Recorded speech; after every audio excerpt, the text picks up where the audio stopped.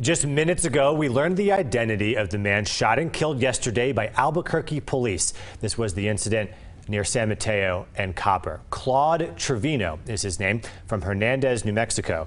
Now, APD says that officers there's no indication that officers knew the identity of this person, but there was information available. The Rio Arriba County Sheriff's Office put out an officer safety bulletin saying that Trevino had a troubled history, and the warning was that he was armed and dangerous. We're going to dig more into that coming up at 10 o'clock. But after that incident yesterday, Grace Reeder wanted to ask a former APD sergeant, Tom Grover, if that situation that we saw play out yesterday was avoidable.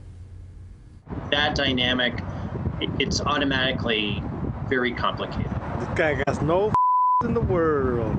Look at him. Walking in the middle of the road. It's actually an extremely dangerous situation because when you have other drivers in the mix, in seconds, someone could hypercorrect and all of a sudden you have a major vehicle collision.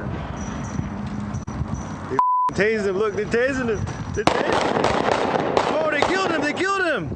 The officers responded completely appropriately, which was to initially sort of retreat in a tactical way to give him space, but he closed distance on the officers. Less lethal force was used, that being the taser. That was ineffective. And like you said, in a split second, it went from someone who was just disregarding the officers to combating with them. And then once the knife came out, or something that was visibly perceived as a deadly weapon, became a deadly force encounter through no fault of the officer's own. Incidents like this really sort of like exemplify split-second decisions that officers are faced with on literally a daily basis.